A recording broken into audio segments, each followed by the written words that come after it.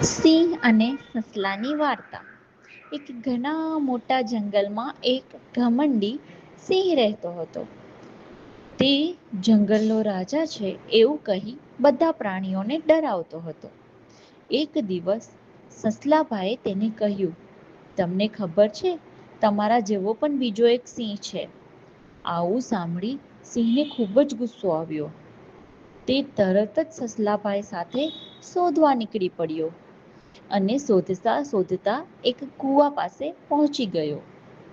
જ્યારે તેને કૂવામાં જોયું તો તેને પોતાનો જ પડછાયો દેખાયો. અને સિંહને લાગ્યું કે હા, આ તો બીજો સિંહ છે. તે જોરથી દહાડ્યો અને કૂવામાંથી પણ અવાજ આવ્યો.